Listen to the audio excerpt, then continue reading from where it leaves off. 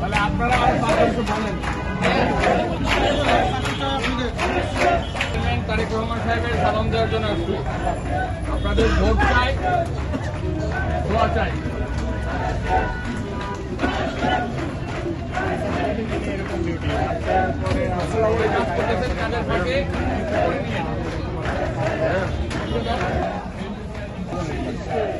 আমার চেয়ারম্যান সাহেবের পক্ষ থেকে আলোচনা করি।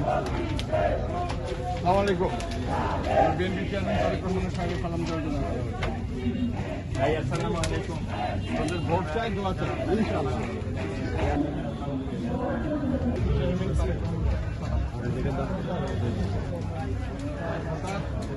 দোয়া চাই, সহযোগিতা চাই এবং মানুষকে ভোট চাই। আমাদের সবসময় থাকে, সবাই পাবে এমপি আমরা পাবো, প্রধানমন্ত্রী আলহামদুলিল্লাহ, প্রধানমন্ত্রী কালকে নজরুল ভাই সেজন্য আমরা দেখলাম। আমরা বিএনপি চেয়ারম্যান বুঝতে পারছেন তাহলে অলরেডি আমি কথা শুনছি কিনা জানি না।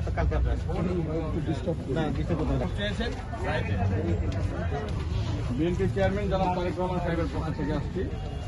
উনি ধানের শীষে আপনাদের ভোট চেয়েছেন, আপনাদেরকে সালাম জানিয়েছেন।